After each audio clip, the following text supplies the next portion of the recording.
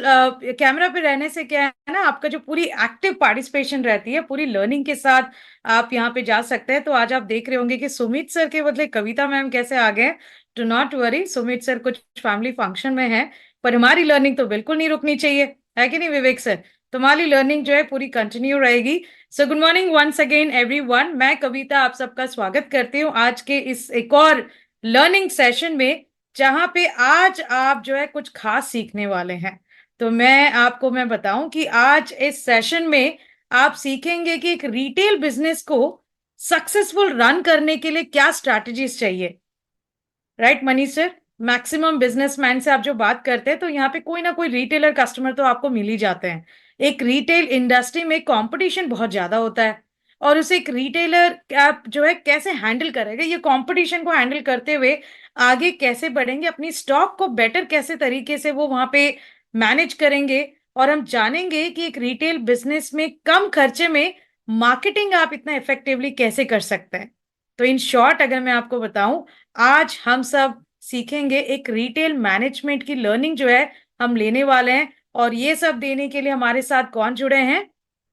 हमारे साथ the most जो प्रोडक्ट एंड प्रोसेस इंफॉर्मेशन में जो है नंबर वन कैटेगरी में रहते हैं, हमारे शानदार regional training head from north zone Vivek Sharma sir. आपका स्वागत है विवेक सर आज के इस अमेजिंग लर्निंग सेशन में।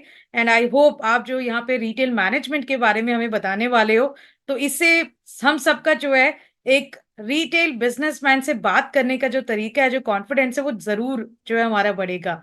So with that, thank you so much for coming and over to you, sir.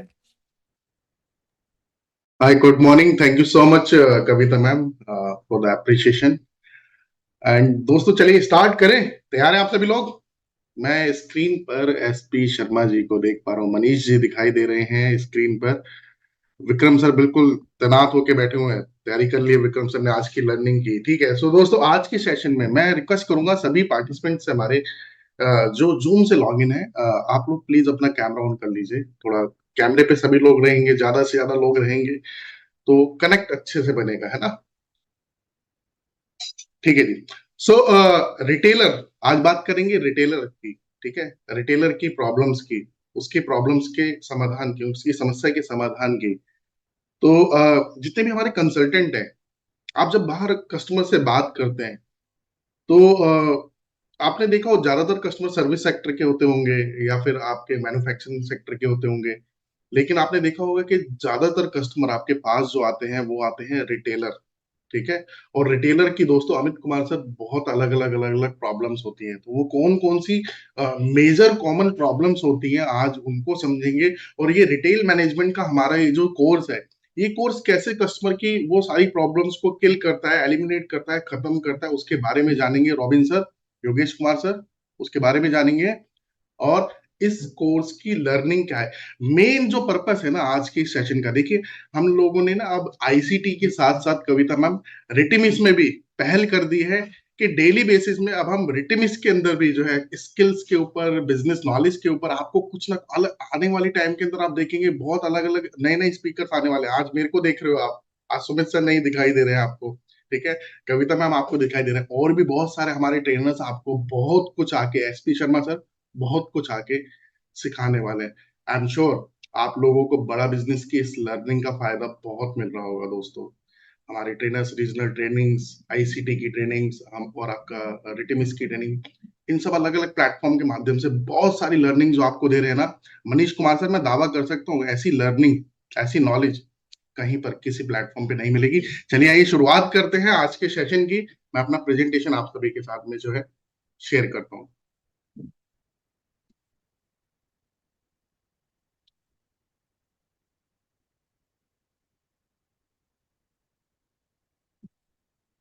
तो जैसे कि दोस्तों आप सभी जानते हैं, इस समय हमारा एक फ्लैगशिप प्रोडक्ट जो है जिसका नाम है बेबी इम्पैक्ट, और बेबी इम्पैक्ट के साथ आप जानते हैं कि 7 स्टार, 7 स्टार कैटेगरी का जो हमारा प्रोडक्ट है, ये हम बेबी इम्पैक्ट के साथ में 7 स्टार जो है कॉम्प्लीमेंट्री देते हैं। 7 स्टार के अंदर ही एक कैटेगरी आती है, वो है कविता मैम रिटेल, रिटेल का डिटेल। ठीक है, तो आज जी उसी रिटेल मैनेजमेंट से रिलेटेड लर्निंग को हम लोग जो है जानने वाले हैं, हम लोग जो है सीखने वाले हैं।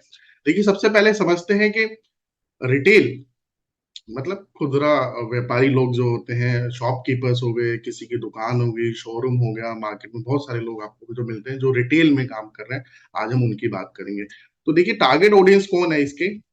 इस हमारे कोर्स की जो टारगेट ऑडियंस है दोस्तों, इस हमारे कोर्स की टारगेट ऑडियंस है एक रिटेलर, ठीक है, जिसकी ऑलरेडी एग्जिस्टिंग बिजनेस है, कोई दुकान है, कोई शोरूम है, रिटेल में वो काम कर रहा है, रिटेलर है। इसके साथ साथ एक वानाप्रिनर।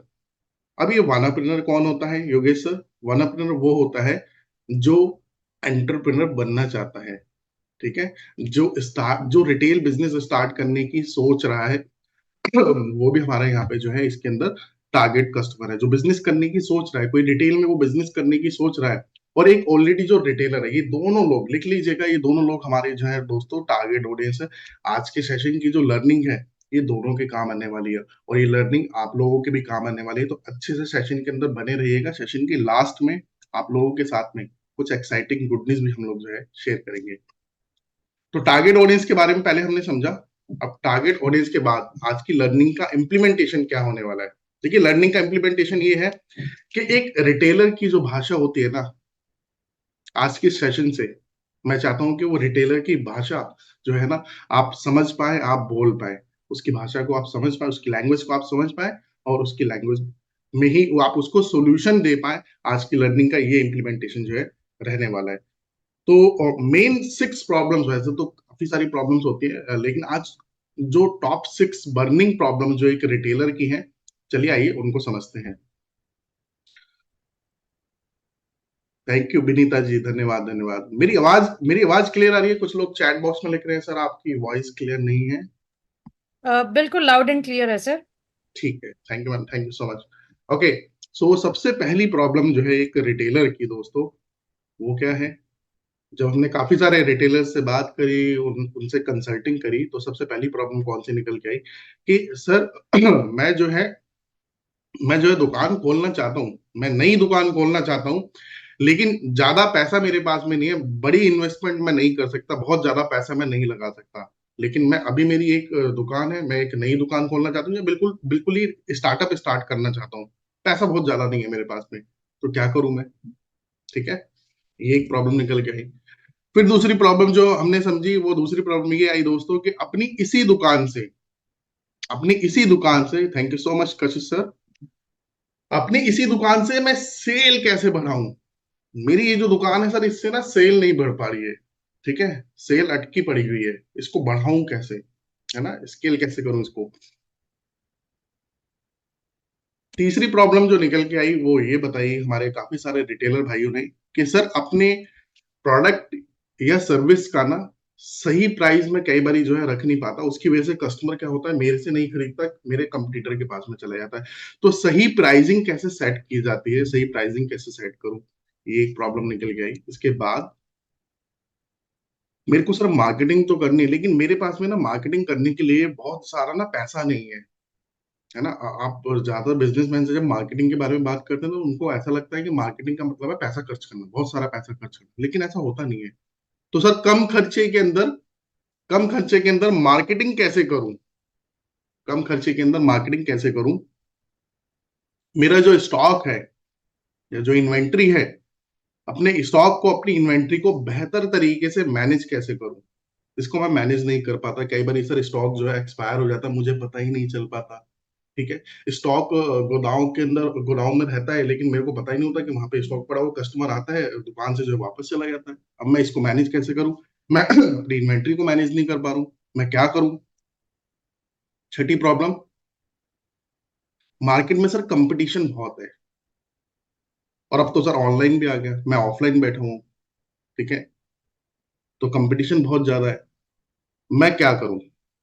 ठीक है, तो आप जितनी ये प्रॉब्लम देख रहे हैं, इसमें लास्ट में आप देख रहे हैं, लास्ट में क्या लिखा हुआ है? लास्ट में क्या लिखा हुआ है संजय सर? लास्ट में अब इससे लिखा हुआ है, मैं क्या करूं, मैं क्या करूं, मैं क्या करूं, ठीक है ना एसपी सर, मैं क्या करूं? तो कस्टमर की ये जो बर्निंग प्रॉब्लम है, अब जब वो आपसे बोले ना मैं क्या करूं, तो आज के सेशन के बाद आप कस्टमर को एसपी सर बता पाओगे कि सर अब ये करना है, ठीक है, अब आपको ये करना है। Thank you so much sir and ma'am. Happy Valentine day. ये तो भूल ही गए हम, आज वैलेंटाइन डे का डे है। ठीक है, Valentine day, happy Valentine day. And आप सभी को बसंत पंचमी की भी बहुत बहुत शुभकामनाएं। चलिए दोस्तों, वापस चलते हैं अपने सेशन पे। ये प्रॉब्लम समझ पाए कि आप सभी लोग? एक बार जो लोग कैमरे पे मेरे को ऐसे थम्स अप करके एक बार बता दीजिए। ठीक है, ये टॉप 6 प्रॉब्लम हमने उठाई है। टॉप 6 प्रॉब्लम जो होती है वो हमने उठाई है दोस्तों आज के सेशन के अंदर। अब चलिए, प्रॉब्लम्स तो समझ ली। ठीक है, तो समस्या की बात, समस्या का समाधान देके भी तो भेजना है कस्टमर को वापस। ठीक है, तो आइए चलिए आगे चलते हैं। तो पहली ये जो प्रॉब्लम थी, पहली प्रॉब्लम कस्टमर ने क्या बताई थी कि सर मेरे को नई दुकान तो खोलनी है, मेरे को नई दुकान खोलनी है, लेकिन बड़ी इन्वेस्टमेंट में नहीं कर सकता भाई, ज्यादा पैसा मैं नहीं लगा सकता, लेकिन मेरे को दुकान खोलनी है, रिटेल स्टोर खोलना है, मेरे को क्या करूं मैं सर? तो कुछ ऑप्शंस मैं यहाँ पे जो है आपको बताता हूँ। दुकान खोलो बिना ज्यादा पैसा खर्च के। ठीक है, दुकान खोलो बिना ज्यादा पैसा खर्च के। ओके, तो इसमें देखिए कुछ स्ट्रेटेजीज मैं आपको यहाँ पे बताना चाहूंगा। जैसे शॉपिंग शॉप मॉडल होता है, एक एक होता है शॉपिंग शॉप मॉडल। एक है एजेंट्स के थ्रू सेल करना। ठीक है, आपने भी एजेंट्स बना लिए, आप एजेंट्स के थ्रू सेलिंग कर सकते हैं सर, अपने प्रोडक्ट्स की, अपने सर्विसेज की। आपने जो है अपनी टीम बना ली। ठीक है, आप कहीं से भी ऑपरेट कर सकते हैं, जरूरी नहीं है दुकान खोलना। अगर प्रोडक्ट में दम है, आपके प्रोडक्ट आपका अच्छा है, तो आपके एजेंट जो आपने बनाए उनको कुछ कमीशन पास आउट कीजिए, वो आगे जो है आपका प्रोडक्ट सेल करेंगे, आपकी सर्विसेज सेल करेंगे। तीसरा है ऑप्शन दोस्तों, वेंडिंग मशीन। ठीक है, अगर आपका टेंजिबल प्रोडक्ट है तो आपको जो है ना वेंडिंग मशीन जो होती है, आजकल ये बहुत चल रहा है, आपने काफी सारे मॉल्स वगैरह में जो है वेंडिंग, ये कल ही पिक्चर क्लिक करा जब मैं ऑफिस से आ रहा था। बड़ा बिजनेस की, ये देखो, बड़ा बिजनेस के हमारा जो रिसेप्शन है, तो अ, अंदर एंटर करते के साथ ही जो है ना, ये स्नैक्स वगैरह के लिए दालचीनी नाम की कंपनी है दोस्तों। ठीक है, ये दालचीनी कंपनी ने अपनी वेंडिंग मशीन जो है लगा रखी है।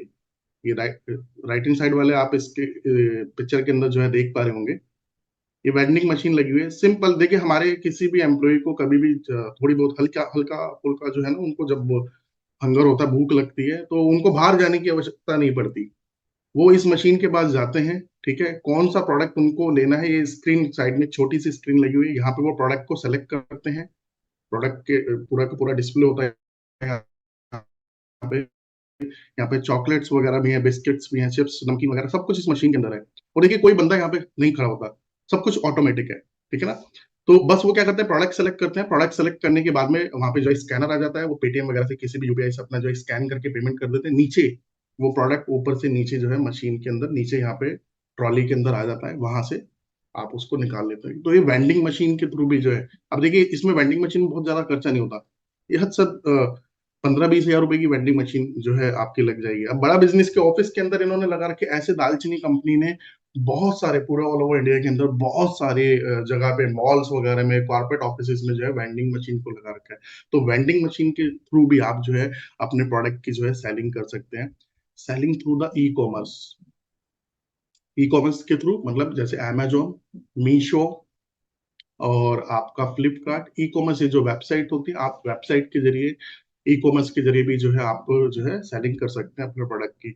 सबसे पहला वाला जो मॉडल है ना, इसको थोड़ा सा और डिटेल में समझते चलिए। मैंने 3 नीचे वाले जो है ये ऑप्शंस तो आप लोगों को समझा दिए। सबसे पहले वाला जो शॉपिंग शॉप मॉडल है, इसको थोड़ा सा और डिटेल में देखो। लेफ्ट हैंड साइड पे आपको जो है यहाँ पे नाइका का एक कियोस्क जो है दिख रहा होगा। आजकल देखा होगा दोस्तों आपने कि काफी बार एक एक ये एग्जांपल मैं आपको दूंगा यहाँ पे, और नीचे आपको जो है कुछ केक, पेस्ट्रीज वगैरह ये सब जो है यहाँ पे आप लोग आपको जो है यहाँ पे दिखाई दे रहे होंगे। तो ये मैं एग्जांपल जो है यहाँ पे आपको देता हूँ दोस्तों। काफी बार आपने देखा होगा विक्रम सिंह सर, कि आप जब मॉल्स वगैरह में जाते हैं, तो वहां पे कलर बार, लैक्मे, नाइका, इनके कियोस्क होते हैं। ठीक है, तो एक बड़ी दुकान, उसके अंदर छोटी छोटी दुकान। एक बड़ी दुकान कौन है? मॉल, जो शॉपिंग मॉल है वो बड़ी दुकान होगी, उसके अंदर छोटी छोटी दुकान। अब आप दुकान खरीदने के लिए जाओगे, दुकान खोलोगे, उसका किराया भरना पड़ेगा, अपने अपनी दुकान लेनी पड़ेगी, बहुत ज्यादा खर्चा होगा आपका। तो इससे बेटर क्या है, एक छोटा सा, अमित कुमार सर, एक छोटा सा एरिया आपने ले लिया वहां पे, उसका खर्चा बहुत कम होता है। वहां पे आपने अपना जो है कियोस्क जो है ओपन कर लिया वहां पे। और सबसे अच्छी बात क्या होती है कि वहां पे विजिबिलिटी आपकी बहुत ज्यादा होती है, क्योंकि आता जाता कस्टमर आपके ब्रांड को, आपके प्रोडक्ट को जो है वहां पे देख रहा होता है। तो क्या होगा, ये शॉप इन शॉप आपने काफी बारी देखा होगा, काफी जो बड़े बड़े शोरूम्स होते हैं वहां पे बरिस्ता वगैरह या सीसीडी वगैरह ये छोटा सा अपना जो है एक सेटअप लगा लेते हैं वहां पे। तो क्या करा उन्होंने, दुकान नहीं खोली, दुकान ऑलरेडी थी। Shop in shop, shop in shop, ठीक है, अपनी शॉप ऑलरेडी एक बड़ी शॉप के अंदर। तो आपका पैसा वहां पे बच जाता है, कॉस्ट आपकी वहां पे बच जाती है, खर्चा आपका ज्यादा नहीं होता, आपका बिजनेस स्टार्ट हो जाता है। अब जो मैंने एक और एग्जांपल जो आप लोगों को इसमें दिखाया, ये नीचे स्क्रीन पे देख रहे होंगे आप, ये जो केक्स और पेस्ट्री आपको यहाँ पे दिखाई दे रहे हैं, सबसे नीचे आप इसमें ना, नीचे फोटो के नीचे आप अगर देखोगे, तो जहां मैं रहता हूँ यहाँ पे लोकल गाजियाबाद का ही ब्रांड है, ये उत्तर प्रदेश गाजियाबाद का ही बेकरी प्रोडक्ट्स का ब्रांड है, ठीक है। ये ब्रांड का नेम है मुस्कान। आप पढ़ पा रहे होंगे आप लोग, छोटा छोटा सा दिख रहा है आप लोगों को। अब मैं आप लोगों को इनका जो है एग्जाम्पल बताता हूँ, इनकी केस स्टडी बताता हूँ। तो एसपी सर ये क्या करते हैं, आप लोगों में से जो लोग अगर गाजियाबाद साइड से होंगे तो वो मुस्कान बेकरी और मुस्कान अपनी अपने रिटेल आउटलेट नहीं खोले, अपनी बेकरीज नहीं खोली कविता मैम। इसलिए कविता मैम क्या करा, मुस्कान वाले ने, परवीन खरबंदा जी है यहाँ के, यूपी के ही हैं, उन्होंने क्या करा, इनके जो बेकरी प्रोडक्ट्स थे, जिसमें पेस्ट्रीज बनाते हैं, ये पेटिस बनाते हैं, ये है ना, केक्स वगैरह बनाते हैं, डोनट्स बनाते हैं, तो इन्होंने क्या करा, इन्होंने जितने भी यहाँ पे मैम सोसाइटीज हैं, सोसाइटीज के अंदर आपको पता है कि शॉप्स होती हैं, वहां पे उन शॉप के अंदर अपना एक छोटा सा रेफ्रिजरेटर लगा दिया और अपना एक ओवन लगा दिया, अपने खर्चे पे जो है इन्होंने उसको जो है वहां पे ऑलरेडी जो रिटेलर था उसको जो है अपने खर्चे पे एक रेफ्रिजरेटर दे दिया, और उसको बोला कि भाई साहब आप मेरे प्रोडक्ट रखो, मेरा नाम है मार्केट के अंदर, मेरा प्रोडक्ट आप बेचो मार्केट के अंदर, और आपको 15 से 20% कमीशन जो है, 15 से 20% कमीशन जो है आपको मिल जाएगा। तो 15 से 20% का कमीशन का मतलब क्या हुआ, अगर दिन भर में 5,000 रुपए के प्रोडक्ट की भी सेल हो गई मिनिमम, तो 1,000 से 1,500 रुपए आपका मार्जिन बच गया। शॉपकीपर को रखना करना क्या था, कोई प्रोडक्ट बनाना नहीं है, कहीं से लेके आना नहीं है। मुस्कान की जो पूरी की पूरी सप्लाई चेन होती है, वो जितने भी ग्रोसरी वाले हैं, जितने भी सोसाइटीज के अंदर शॉप्स हैं, ये वहां पे अपने प्रोडक्ट्स को सुबह पहुंचा देते हैं। जो प्रोडक्ट शाम को खराब हो जाता है, बच जाता है, वापस उनसे लेके आते हैं। तो ये शॉप इन शॉप। तो मुस्कान बेकरी ने, दोस्तों, तरुण चश्मा वाला सर, गुड मॉर्निंग। मुस्कान बेकरी ने क्या करा, शॉप खोली क्या, नहीं खोली सर, ठीक है। ऑलरेडी जो शॉप थी उसी के अंदर जो है अपनी छोटी सी, शॉप भी नहीं, एक रेफ्रिजरेटर रख दिया, एक अवन रख दिया, जैसे पेटिस वगैरह होती है उसको गर्म करने के लिए अवन की जरूरत पड़ती है। तो ये मैंने आपको जो है शॉपिंग शॉप मॉडल जो है, नेक्स्ट प्रॉब्लम को समझते हैं दोस्तों। अपनी दुकान से सेल कैसे बढ़ाऊं, ठीक है। तो इसके अंदर जो है स्ट्रेटेजीज जो कोर्स के अंदर बताई गई हैं वो है, call for essential and sell the non essential. इसके इन सभी के बारे में मैं अभी आपको जो है बताऊंगा। Flexi payment option, no only cash, ये क्या होता है ये भी जानेंगे। In store convenience, customer loyalty is first priority, additional services to customer, ठीक है। तो चलिए आइए समझते हैं इसके बारे में। देखिए, call for essential, sell the non essential, इसका मतलब क्या हुआ दोस्तों, इसका मतलब ये हुआ कि कस्टमर जो है जरूरत के सामान लेने के लिए आ रहा है आपकी दुकान पे, एसेंशियल जो चीजें हैं उसके लिए, जरूरी चीजें जो है, और नॉन एसेंशियल आइटम भी जो है आप उसको जो है दे के भेज रहे हो। ये मैंने कहाँ देखा, इसमें मैं आप लोगों को जो केस स्टडी देना चाहूंगा 24/7 की। 24/7 जरूर आपके शहर में भी होगा। तो 24/7 पे आपने देखा होगा दोस्तों, जो बिलिंग काउंटर होते हैं, बिलिंग काउंटर पे यहाँ पे आप देख रहे हैं नीचे, यहाँ पे बहुत सारी कैंडीज, चिंगम्स, और आप देखेंगे चॉकलेट्स वगैरह यहाँ पे ये रखते हैं, ठीक है। अब कस्टमर क्या आता है, जरूरत का सामान तो लेने के लिए आता ही है, जो उसको लेना है वहां से 24/7 से, लेकिन उसके साथ साथ क्योंकि उन्होंने यहाँ पे डिस्प्ले में ये सारी आइटम लगा रखी होती हैं, तो कस्टमर कई बार क्या होता है, नॉन एसेंशियल आइटम, जो चॉकलेट लेने के लिए वो आया नहीं था, वो चिंगम, वो कैंडी लेने के लिए आया नहीं था, लेकिन वो लेके चला गया। तो कुछ आइटम अपनी अपनी वहां पे आप बिलिंग काउंटर के आसपास वहां पे ऐसा रख दीजिए, और अपने कस्टमर को अगर आप बताना चाहें तो बता भी सकते हैं। अगर कोई अच्छी आइटम है तो उसके फीचर एंड बेनिफिट्स बताइए कस्टमर को, है ना।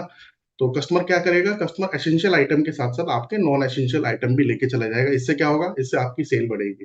पहले बिलिंग हो रही थी 1,000 रुपए की, अब बिलिंग होगी 1,200 रुपए की, तो 200 रुपए एडिशनल आपकी सेल जो है यहाँ पे बढ़ गई।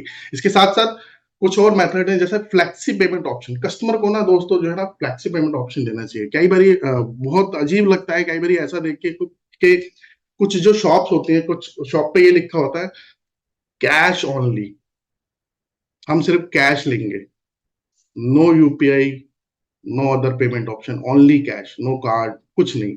तो फ्लैक्सी पेमेंट ऑप्शन दीजिए आप अपने कस्टमर को। ठीक है सर, आज का टाइम आपको देख लें कि डिजिटल युग चल रहा है इस समय, ठीक है ना। तो इस डिजिटल ईरा के अंदर अभी भी जो है पुराने ट्रेडिशनल तरीकों को अगर आप अपना के चलोगे ना, तो सेल कभी नहीं बढ़ा पाओगे। तो अलग अलग तरीके के पेमेंट के ऑप्शन रखो, यूपीआई का पेमेंट का ऑप्शन रखो, कैश का पेमेंट का ऑप्शन रखो, कार्ड से पेमेंट करना चाहता है तो वो कार्ड की मशीन आपके पास होनी चाहिए।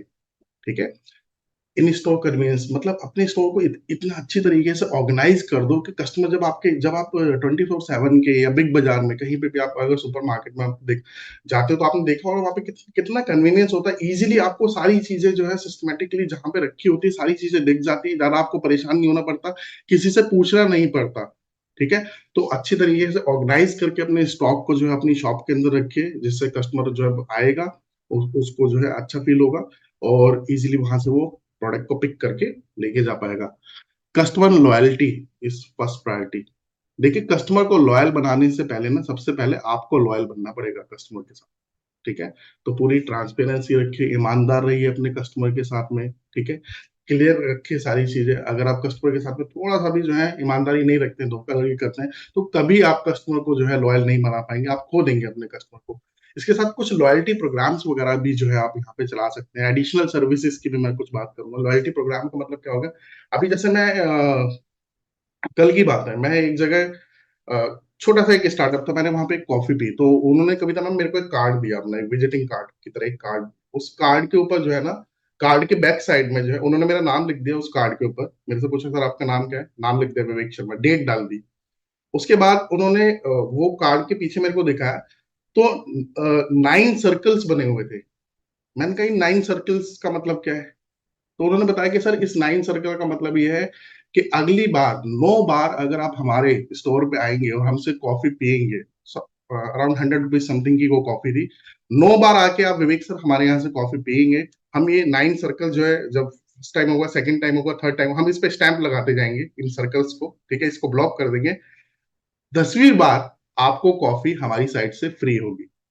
ठीक है। तो क्या है, छोटा सा लॉयल्टी प्रोग्राम जो है उन्होंने चला दिया। तो ऐसी कस्टमर के साथ में कुछ लॉयल्टी प्रोग्राम आप रखिए, जिससे कस्टमर आपका लॉयल बन जाए, आपके पास है। एडिशनल सर्विसेज, एक रिटेलर को एडिशनल सर्विसेज आज की डेट में देना बहुत ज्यादा जरूरी है। अगर देखिए आपकी केमिस्ट की शॉप है, तो आप होम डिलीवरी, घर पे ही जो है डिलीवरी प्रोवाइड कराओ कस्टमर। आपका ग्रोसरी स्टोर है, घर पे ही कस्टमर को जो है सामान प्रोवाइड करा दो। देखो, अगर ये सर्विसेज आप नहीं करोगे ना, आप नहीं दोगे, आप स्टार्ट नहीं करोगे, तो आपका अगर कंपटीटर कर रहा होगा तो आपका कस्टमर आपके पास कभी नहीं आएगा, आपके कंपटीटर को फोन करेगा और घर बैठे अपना सामान मंगा, चाहे वो आपका दवाइयां हो, ग्रोसरी के आइटम हो, कोई भी हो, कुछ भी आइटम हो। ठीक है। इसके साथ साथ ओके, इसके साथ साथ जैसे अगर केमिस्ट है, मेडिसिन की अगर मैं बात करूं, तो उसके अंदर जो है दोस्तों रिमाइंडर देना चाहिए आपको अपने कस्टमर्स को। जैसे मेरे यहाँ पे अपोलो केमिस्ट है, तो वो मेरे को ना कई बार, जो मैं उनसे सामान लेता हूँ, वो कई बार जो है मेरे को कॉल करके बताते हैं कि सर ये जो है ना, जैसे मैं बच्चे के लिए वो लेता हूँ पैम्पर के डाइपर्स मैम, तो महीने के एंड पे कॉल आ जाता है उनका, सर वो डाइपर खत्म हो गए होंगे, भिजवा दें आपके घर पे। ठीक है। तो कॉल करके बताते हैं, मैसेज करके, व्हाट्सअप करके बताते हैं, कस्टमर को रिमाइंड करा रहे हैं कि सर ये जरूरत का सामान आपका अब खत्म हो गया होगा, तो आप लेके चले जाइए। तो ऐसी कुछ एडिशनल सर्विसेज भी जो है आप अपने कस्टमर को जो है प्रोवाइड कराइए यहाँ से। इसके बाद अपने प्रोडक्ट का प्राइस कैसे सेलेक्ट करूं? तो अभी समोसे देख के आप लोगों के मन तो कर रहा होगा समोसे खाने का। ठीक है। तो इस डेटाबेस के सेशन के बाद बिल्कुल जाके आप खा सकते हैं अगर समोसे खाना चाहे तो। अभी समझते हैं लर्निंग को दोस्तों। तो प्राइसिंग कैसे सेट करते हैं? देखो, प्राइसिंग की ना अलग अलग स्ट्रेटेजीज होती हैं, आप लोगों ने आईसीटी के अंदर भी हमसे सीखी होगी। कॉस्ट प्लस प्राइसिंग स्ट्रेटेजी होती है एक। इसके साथ साथ कंपटीशन बेस्ड प्राइसिंग स्ट्रेटेजी होती है, एंकर प्राइसिंग होती है और बंडल प्राइसिंग होती है। ठीक है। तो इन चारों को समझते हैं। देखिए, कॉस्ट प्लस प्राइसिंग का मतलब क्या होता है दोस्तों, कि जैसे ये समोसे का एग्जांपल लेते हैं, एक समोसा है, एक समोसे को बनाने में सर आपकी कॉस्ट कितनी आ रही है? मान के चलिए आप समोसे बनाते हैं, तो 1 किलो मैदा लगता है, उसमें कितने समोसे बनते हैं? 1 लीटर आपका जो है इसके अंदर रिफाइंड ऑयल लगता है, उसके अंदर कितने समोसे बनते हैं? है ना। 1 किलो आलू लिया आपने, उसके अंदर आपके कितने समोसे बने? ऐसे कैलकुलेट करके आप कॉस्ट निकाल सकते हैं। आपने सिलेंडर जो लगाया है जिससे आप गैस यूज करेंगे, उसमें टोटल आपके एक सिलेंडर के अंदर कितने समोसे बन रहे हैं। तो ऐसे करके आपको कॉस्ट निकालनी होती है। अब आपने कॉस्ट निकाली कि आपके समोसे की जो कॉस्ट है वो 10 रुपए की कॉस्ट आ रही है। 10 रुपए की आपकी कॉस्ट आ रही है, आपने 12 रुपए का या 13 रुपए का अपना थोड़ा बहुत 2-3 रुपए का मार्जिन रख के आपने उसका प्राइस सेट कर दिया। इसको कहते हैं कॉस्ट प्लस प्राइसिंग स्ट्रेटेजी। तो सबसे पहले क्या कीजिए, गणित कीजिए, अपने अपनी कॉस्ट का गणित कीजिए। ठीक है, कॉस्ट निकालिए अपनी। कॉस्टिंग निकालनी बहुत ज्यादा जरूरी होती है। कई बार लोग कॉस्टिंग ही नहीं निकालते हैं। समोसे की कॉस्ट पड़ रही है 10 रुपए और बेच रहे हैं मार्केट के अंदर 8 रुपए पे, तो नुकसान में बेच रहे हैं, प्रॉफिट कहाँ से होगा। दूसरा जो मैंने आपको बताया वो है competition based pricing. Competition based pricing का मतलब क्या है, आप देखिए मार्केट के अंदर कंपटीशन क्या चल रहा है आपके आसपास। अगर आपका प्रोडक्ट ऐसा प्रोडक्ट है जिसमें मार्केट में ऑलरेडी बहुत सारे कंपटीटर बैठे हुए हैं, तो आप देखो वो किस प्राइस पे बेच रहे हैं। कोई बेच रहा है 10 पे, कोई बेच रहा है 15 पे, कोई बेच रहा है 20 पे।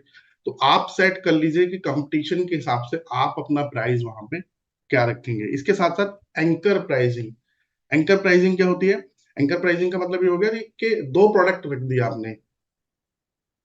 भैया एक थोड़ा बड़ा समोसा बना दे, एक थोड़ा छोटा समोसा बना दे, आपको बेचना कस्टमर को बड़े वाला है। ठीक है, बड़े वाले का प्राइस है 12 रुपए, छोटे वाले का प्राइस है 10 रुपए।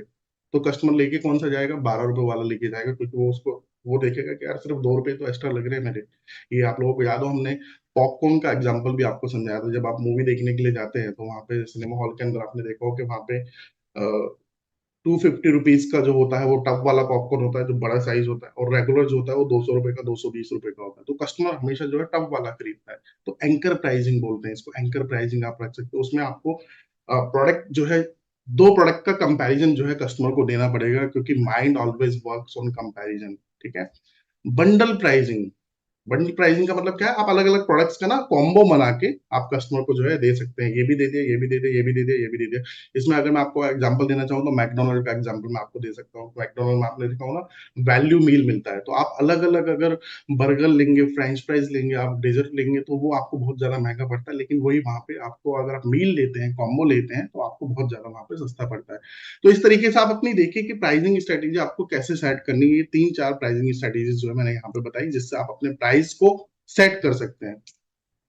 इसके बाद कम खर्चे में मार्केटिंग कैसे करूं। ठीक है, इसकी हमने बात करी थी कि ये भी रिटेलर की बहुत प्रॉब्लम है। मार्केटिंग का मतलब रिटेलर को लगता है, बिजनेसमैन को लगता है कि भाई साहब खर्चा बहुत होगा, लेकिन ऐसा नहीं है। देखिए कुछ मार्केटिंग के आइडियाज में यहाँ जो लोगों ने किया, जैसे यहाँ पे ये समझते, देखो ये एसके क्लासेस है। तो एसके क्लासेस के कुलदीप सर जब मार्केटिंग कैंपेन लिख रहे हैं यहाँ पे, कुलदीप सर ऐसे पढ़ाते हैं कि गजनी को भी सब याद रहता है। कुलदीप सर ऐसा पढ़ाते हैं भाई कि गजनी को भी सब याद रहता है, गजनी भी नहीं भूलेगा। ये यहाँ पे डॉक्टर देखिए, यहाँ पे जख्मी जूतों का अस्पताल। ठीक है, ओपीडी का समय सुबह 9 बजे से दोपहर 1 बजे तक, लंच का समय 1 बजे से 2 बजे तक, और शाम को फिर डॉक्टर साहब जो है अस्पताल खोलते हैं।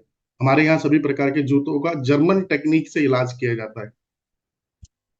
इसके बाद ये देखिए, आप ये लखनऊ के एक भाई साहब हैं चाय वाले। आपने एमबीए चाय वाला, बीटेक चाय वाली, बीएड चाय वाला, ये सब बहुत सुना होगा। अभी एक नया इन्होंने कहा ये सारे पढ़े लिखे लोग जब चाय का काम कर रहे हैं, तो मैं तो पढ़ा लिखा हूं ही नहीं, मैंने ज्यादा पढ़ाई नहीं करी, मैं अनपढ़ हूं, तो मैं अपनी दुकान का नाम क्या रख लेता हूँ, अनपढ़ चाय वाला।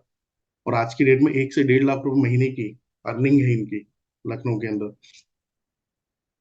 ऐसी देखिए इन्होंने क्या करा, ये जलेबी बेचते हैं, इन्होंने जलेबी एक बड़ी सी जलेबी बना के जो है टांग दी वहां पे। अब लोग आ रहे हैं, जा रहे हैं वहां पे, जलेबी दिख रही है और जलेबी की तरफ लोग अट्रैक्ट हो रहे हैं, और वहीं से कस्टमर इनके पास, इनकी शॉप पे आ रहे हैं।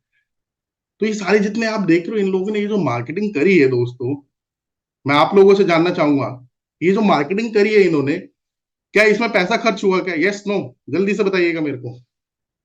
क्या इसमें पैसा खर्च हुआ? पैसा खर्च हुआ? अनपढ़ चाय वाला नाम रख दिया, पैसा खर्च हुआ? नहीं, कोई पैसा खर्च नहीं हुआ। बस थोड़ी सी क्रिएटिविटी चाहिए, दिमाग लगाया, थोड़ा सा अलग हटके सोचा, अलग हटके सोचा। और ऐसी अलग हटके सोचा कैसे जाता है, यही हमारे प्रोग्राम के अंदर, हमारे कोर्सेज के अंदर, हमारे फ्रेमवर्क्स के अंदर हम जो है कस्टमर को सिखाते हैं। तो ये मैंने एग्जाम्पल आपको दिया, और ये सारे के सारे ये जो एग्जाम्पल थे दोस्तों, ये एग्जाम्पल थे गुरिल्ला मार्केटिंग के। ये एग्जाम वाइल्ड पोस्ट मार्केटिंग, आपने देखा हो कि दीवारों पे बड़ी बड़ी बड़ी बड़ी जो है पेंटिंग वगैरह करा देते हैं, वो वाइल्ड पोस्ट मार्केटिंग में। क्रॉस प्रमोशन, क्रॉस प्रमोशन मतलब आप आपका कस्टमर और किसी और दूसरे व्यक्ति का कस्टमर, आप दोनों का कस्टमर सेम है लेकिन आपके प्रोडक्ट अलग अलग है, तो आप यहाँ पे क्रॉस प्रमोशन कर सकते हैं। मैं यहाँ पे जैसे एग्जांपल देना चाहूंगा, अगर बड़ा बिजनेस का, हमारी जो टारगेट ऑडियंस है वो बिजनेस ओनर्स है, एमएसएमई है, एसएमईस हैं, एंटरप्रेन्योर्स हैं, राइट। और ऐसी एक सॉफ्टवेयर कंपनी है मार्ग ईआरपी। तो मार्ग ईआरपी वाले जो है जब उनके कस्टमर्स वो ईआरपी सॉफ्टवेयर की सर्विसेज प्रोवाइड कराते हैं, तो उनके जो कस्टमर होते हैं, जो बिजनेसमैन है, उनको अगर बिजनेस ट्रेनिंग की जरूरत पड़ती है तो वो डॉक्टर विवेक बिंद्रा सर का नाम लेते हैं, डॉक्टर विवेक बिंद्रा सर को रेफर करते हैं वहां पे बिजनेस प्रोग्राम्स के लिए, ट्रेनिंग के लिए। और अगर हमारे किसी कस्टमर को अगर सॉफ्टवेयर की जरूरत हो तो हम मार्ग ईआरपी वाले का नाम लेते हैं। तो मार्ग ईआरपी और हमारा प्रोडक्ट बिल्कुल अलग अलग है, लेकिन कस्टमर टारगेट ऑडियंस हम दोनों की सेम है, तो इसको कहते हैं दोस्तों क्रॉस प्रमोशन। तो कस्टमर जो है ये भी देख सकता है कि भाई मेरे बिजनेस के अंदर ऐसे कहाँ कहाँ पे मैं क्रॉस प्रमोशन की डीलिंग जो है कर सकता हूँ। एक्सपीरियंशियल मार्केटिंग, कस्टमर को प्रोडक्ट का ना ट्रायल कराओ, डेमो कराओ, इसको कहते हैं एक्सपीरियंशियल मार्केटिंग। मूवमेंट मार्केटिंग, अभी देखो मार्केट के अंदर अभी क्या चल रहा है, ट्रेंडिंग क्या है, जैसे मोए मोए ट्रेंडिंग में है इस समय, मूवमेंट मार्केटिंग है। तो इसके ऊपर थोड़ा सा कंटेंट वगैरह बना के, जो आज की डेट में आप लोग देखते हैं कि यूट्यूब इंस्टाग्राम वगैरह के जरिए भी लोग अपने बिजनेस को कर रहे हैं, ठीक है। तो वहां पे कुछ रील्स बना दो, कुछ वीडियोस वगैरह बना दो, उसके जरिए अपने प्रोडक्ट की सेलिंग करो आप। सोशल प्रूफ मार्केटिंग, इसमें आपको अपने कस्टमर के जो सेटिस्फाइड कस्टमर है आपके, जिन्होंने आपको अच्छी रेटिंग दे रखी है, उनके टेस्टिमोनियल वीडियोस वगैरह आपको बनाने हैं, और अपनी वेबसाइट पे, अपनी मोबाइल एप्लीकेशन पे, हर जगह आपको जो है उसको डालना है, और जितने भी कस्टमर्स हो उनके साथ में भी आपको जो है उसको शेयर करना है। तो ये देखो, ये जितने सारे तरीके हैं ना, इनमें पैसा बहुत ज्यादा खर्च नहीं हो रहा, लेकिन मार्केटिंग होगी। तो हमने समझा दोस्तों, कम खर्चे के अंदर मार्केटिंग। अब 5 नंबर और 6 नंबर को और समझेंगे, उसके बाद में हम जो है आगे चलेंगे। 6 टोटल प्रॉब्लम हमने डिस्कस करी थी। स्टॉक को बेहतर तरीके से मैनेज कैसे करूं, भाई मैं स्टॉक को जो है मैनेज नहीं कर पाता। एक बार मैं एक केमिस्ट की शॉप पे गया, मुझे दवाई चाहिए थी, तो वो परेशान हो गया, उसने मेरे 15 मिनट खराब कर दिए दोस्तों वहां पे। वो कभी इस रैक में, कभी इस रैक में, कभी इस रैक में जो है ढूंढे जा रहा है, ढूंढे जा रहा है, ढूंढे जा रहा है, परेशान हो गया। उसको पता ही नहीं कि अगर वो ईआरपी सॉफ्टवेयर अगर उसने लगा लिया होता अपनी दुकान के अंदर, तो वो सिस्टम में डालता, वो सिस्टम में डाल के उसको पता चल जाता कि ये दवाई स्टॉक में है या नहीं है, राइट। तो ऐसे ये कुछ जो पिक्चर्स आप देख रहे हो, जैसे ईआरपी सॉफ्टवेयर हो गया, स्कैनर हो गया, बिलिंग मशीन हो गई, ये कुछ एग्जांपल मैं यहाँ पे देना चाहूंगा कि रियल टाइम स्टॉक मैनेजमेंट करना बहुत ज्यादा जरूरी है, तो इसके लिए ईआरपी सॉफ्टवेयर आपको लगाना चाहिए। एक्सपायरी मैनेजमेंट का आपको पता चल जाएगा कि कौन सा स्टॉक कब आपका एक्सपायर हो रहा है, किस डेट पे वो प्रोडक्ट जो है बना है, प्रोड्यूस हुआ है, आपकी शॉप के अंदर कब आया है, उसका प्राइस क्या है, उसकी टोटल कितनी क्वांटिटी है, उसका ऑफर कितना लगेगा, डिस्काउंट कितना। अभी मैनुअली आप कितना याद रखोगे, एक एक एक एक चीज, प्राइस भी याद रखना है, ऑफर भी याद रखना है, स्कीम भी याद रखनी है, क्वांटिटी भी याद रखनी है, एक्सपायरी भी याद रखनी है। तो सबसे बढ़िया क्या है भाई साहब, ईआरपी सॉफ्टवेयर लगाओ, ठीक है। अगर आप रिटेलर हो, आप सर ईआरपी सॉफ्ट टेक्नोलॉजी का यूज करो, आप ईआरपी सॉफ्टवेयर लगाओ, आप वहां पे पूरा का पूरा डेटा आपको जो है ईआरपी सॉफ्टवेयर आपको सिर्फ स्कैन करने से, बारकोडिंग आपको अपने सभी प्रोडक्ट्स के ऊपर करनी है, स्कैन करने से सारा का सारा डेटा आपके हाथ के अंदर जो है आ जाएगा। तो ये सारे बेनिफिट होंगे ये जब आप सॉफ्टवेयर लगाएंगे, ईआरपी सॉफ्टवेयर। इसके साथ साथ बिलिंग मशीन जो होते हैं, काफी जगह पे क्या होता है, बिलिंग मशीन नहीं होती है, बिल नहीं देते वो कस्टमर को, तो बिलिंग मशीन जरूर होनी चाहिए, जहाँ पे कस्टमर को पूरी की पूरी समरी मिलनी चाहिए। मैं आपको बताऊं, एक बार मैं कहीं ट्रैवल कर रहा था, तो मेरे को बिल चाहिए था, वहां पे बिल ही नहीं था उस होटल के पास में। और हमारी कंपनी हमें रिम्बर्समेंट तभी करती है जब प्रॉपर बकायदा भाई हमारे पास में बिल हो। तो बिल होना चाहिए, उस बिल के ऊपर आपका जीएसटी नंबर भी होना चाहिए, जिस प्रोडक्ट को आप कस्टमर को दे रहे हो उसकी प्रॉपर डिटेल। काफी सारे रेस्टोरेंट में आपने देखा हो ऐसे बिलिंग मशीन वगैरह होती है, जैसे आपको अगर छोले भटूरे ऑर्डर करना है, आपको डोसा ऑर्डर करना है, तो वहां पे वो ये नहीं लिखते पूरा का पूरा छोले भटूरे, उन्होंने कोडिंग कर रखी होती है। नंबर 1 टाइप करा, छोले भटूरे का बिल निकल गया। नंबर 2 टाइप करा, डोसे का बिल निकल के आ गया, है ना। तो ऐसे ये आप जो देख रहे हैं, इस तरीके की बिलिंग मशीन वगैरह का भी इस्तेमाल जो है करना चाहिए, ईआरपी सॉफ्टवेयर का इस्तेमाल जो है कस्टमर को करना चाहिए, बारकोड स्कैनर का इस्तेमाल जो है कस्टमर को करना चाहिए। ये सारे जो है सब कुछ इन्वेंट्री को मैनेज करने में, डेटा को मैनेज करने में, स्टॉक को मैनेज करने में कस्टमर को बहुत हेल्प करेंगे, और रियल टाइम अपडेट जो है कस्टमर को देंगे। इसके साथ साथ हमारा जो एफएसएन फ्रेमवर्क इसके अंदर बताया गया, एफएसएन फ्रेमवर्क का मतलब क्या है दोस्तों, उससे आपको पता चलेगा। आप देखिए कि आपका फास्ट मूविंग स्टॉक कौन सा है, आपका स्लो मूविंग स्टॉक कौन सा है, और आपका नॉन मूविंग स्टॉक कौन सा है। तो जो फास्ट मूविंग स्टॉक है आपका, वो आपके स्टॉक में सबसे ज्यादा रहना चाहिए। जो स्लो मूविंग स्टॉक है वो भी अच्छा खासा उसकी क्वांटिटी आपके पास में रहनी चाहिए। लेकिन जो स्टॉक मूव ही नहीं कर रहा है, यानी कि जो नॉन मूविंग स्टॉक है दोस्तों आपका, उसको हटा दो। वो पड़े पड़े खराब हो रहा है, सड़ जाएगा, बेकार हो जाएगा। तो ये एफएसएन फ्रेमवर्क जो है ये भी आपके यहाँ पे जो है हेल्प करता है। अब इसके बाद, मार्केट के अंदर कंपटीशन बहुत है, मैं क्या करूं, मैं क्या करूँ, कंपटीशन से आगे कैसे निकले। तो चलिए आइए इसके बारे में सोचते हैं। देखिए, कंपटीशन से आगे निकलने के लिए ना दोस्तों, सबसे पहले आपको अपने कस्टमर को अच्छे से समझना बहुत ज्यादा जरूरी है। आपका कस्टमर कौन है, सबसे पहले नो योर कस्टमर। आपके कस्टमर को अच्छे से समझो। नाइस, नाइस का मतलब जो हम कंसल्टिंग के अंदर यूज करते हैं, आप लोगों को याद होगा। कस्टमर का नीड क्या है, कस्टमर का इंटरेस्ट क्या है, कस्टमर का कंसर्न क्या है, कस्टमर की एक्सपेक्टेशन क्या है आपसे। ये नाइस एनालिसिस जो करना होता है, ये कस्टमर का करना होता है, अपना नहीं करना है, कस्टमर का करना है आपको। ठीक है, तो नो योर कस्टमर, ये आप अपने कस्टमर को बताइए। कस्टमर को भी आपको ऐसे ही बताना है कि सर सबसे पहले देखो, कंपटीशन से आगे अगर बढ़ना है ना, तो अपने कस्टमर को अच्छे से जानो आप।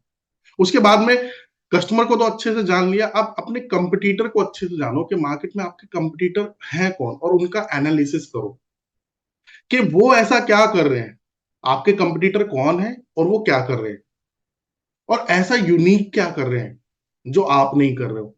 राइट। तो ये कंपटीटर एनालिसिस आपको जो है करना पड़ेगा। इसके बाद सर ब्रांड बिल्ड करना बहुत ज्यादा जरूरी है। आपने अगर ब्रांड अपना बिल्ड कर लिया ना, तो डेफिनेटली सर आप कंपटीशन को जो है बीट कर पाएंगे।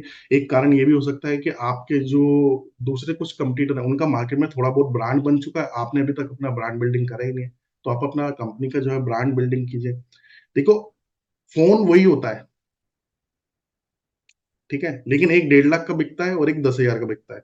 फीचर ऑलमोस्ट सेम होते हैं, लेकिन एप्पल जो चार्ज करता है ना, 1 लाख से ज्यादा रुपीस, 1 लाख से ज्यादा रुपए जो एप्पल चार्ज करता है, वो ब्रांड के चार्ज करता है दोस्तों।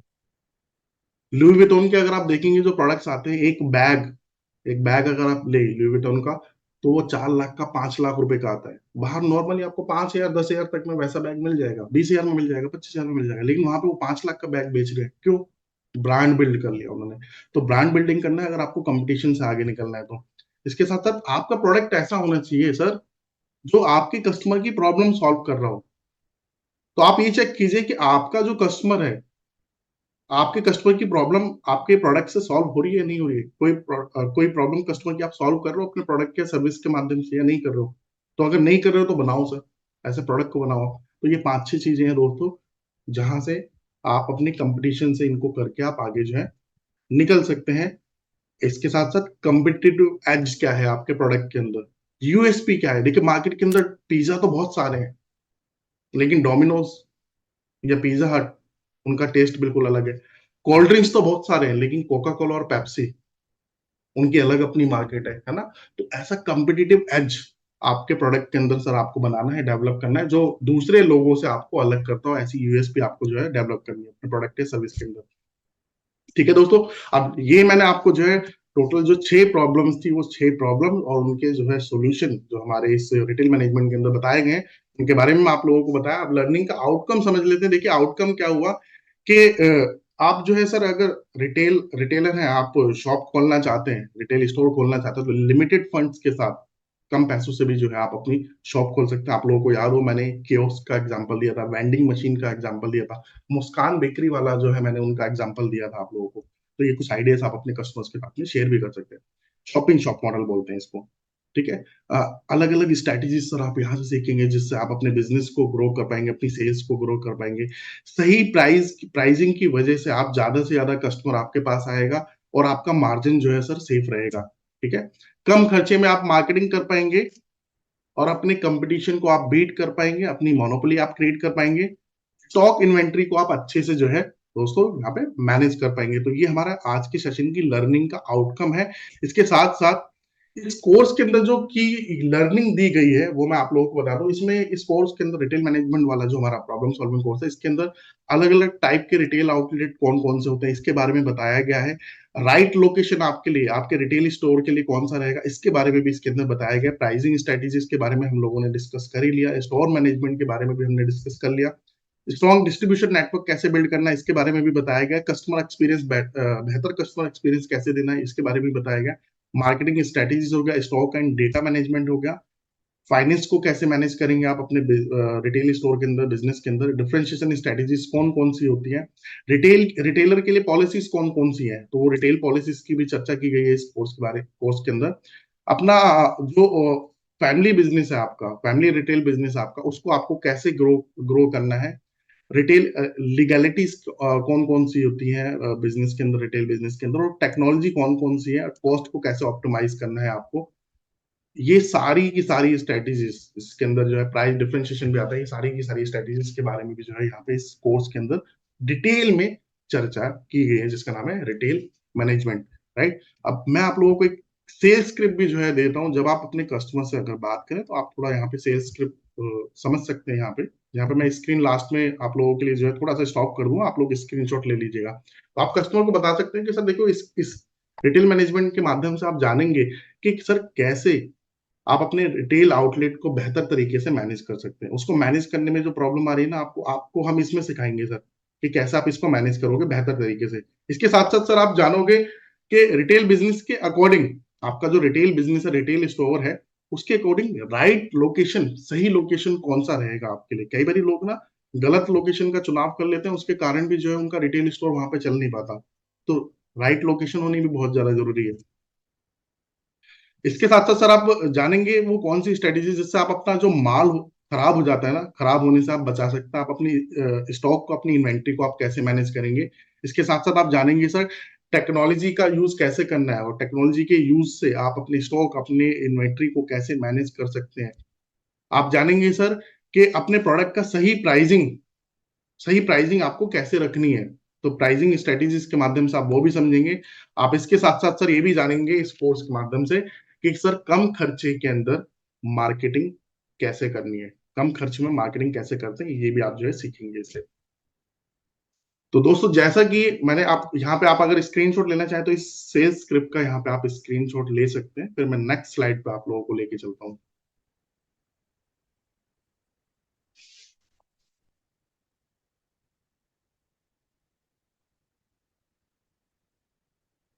ऑलराइट, सो आई होप आप सभी ने स्क्रीनशॉट ले लिया होगा अभी। ठीक है, इस सेल्स स्क्रिप्ट का स्क्रीनशॉट ले लीजिए और इसको अपना डायरी नोटपैड जो है उसके अंदर बाद में जो है आप उतार लीजिएगा, लिख लीजिएगा दोस्तों। एक सेकंड दीजिएगा मेरे को बस।